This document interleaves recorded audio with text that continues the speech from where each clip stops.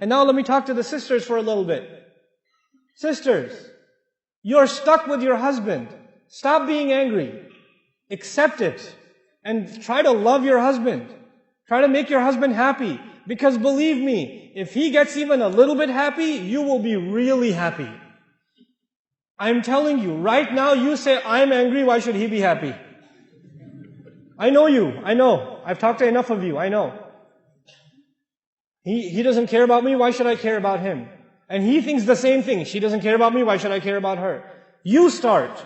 You be nice to him. You smile at him and he'll get all shocked. Like, why are you smiling?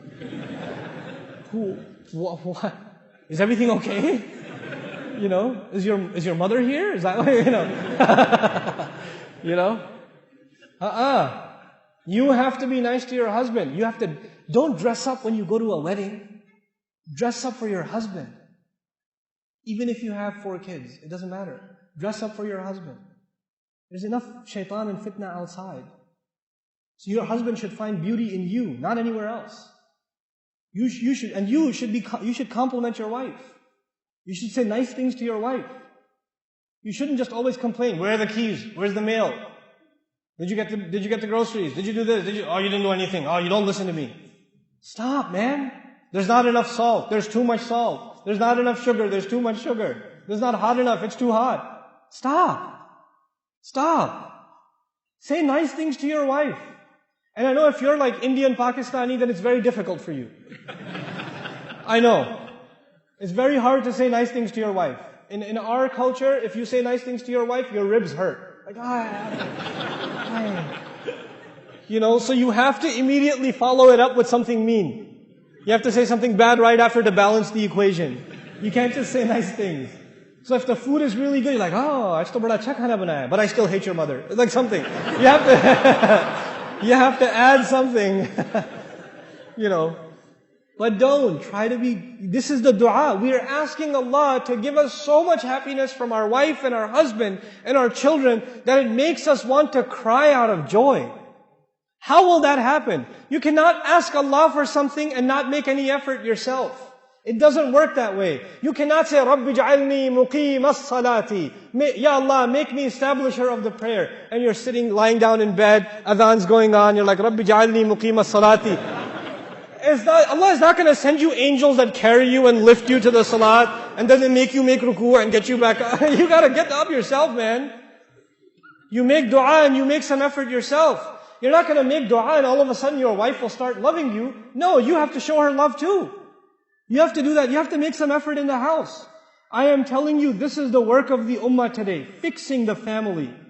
Fixing the family. And when our children see that the husband and wife are fighting with each other, they slip through the cracks.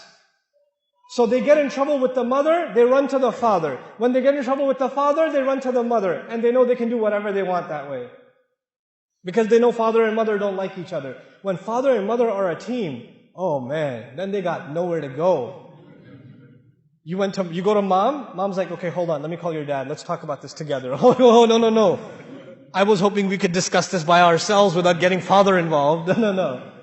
You know, this is hablana min azwajina wa dhurriyatina qurrata a'yun.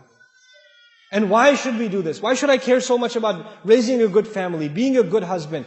Wallahi, when you're a good husband, your son will be a good husband. When you're a good wife, your daughter will be a good wife. Sisters.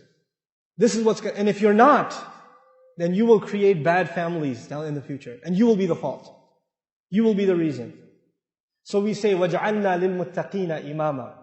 Make us imam, make us leaders over people that have taqwa. In other words, everybody who has a household is an imam. You have an imam of the masjid. You have an imam of, the musalla. But every house has an imam. You're the imam of your house. I don't care if you have a beard or not. You're the imam of your house. I don't care if you memorize Quran or not. You're the imam of your house. And you want to make sure that your household, that you are imam over, these people are muttaqeen. The last thing I want to share with you about these requirements is why. Why did Allah say, وَجَعَلْنَا لِلْمُتَّقِينَ إِمَامًا? On Judgment Day, when I stand in front of Allah as an imam over my 6 children and my wife, when I am imam over them, they will be tied to me. And if I didn't do my job with them, and they made mistakes because of me, their mistakes will also cost me. I will be dragged down with them. But if I raised my children correctly, and I did good with them, and they went on to serve Allah's deen, and become good people, earned good deeds, then Allah raises them. And when He raises them, automatically, because I'm chained to them, He raises me. We ask Allah to be with Imam of our muttaqeen. Because we ask that because we need it on Judgment Day. My deeds are not enough. I'm going to need commission from my children, and their children, and their children, and their children.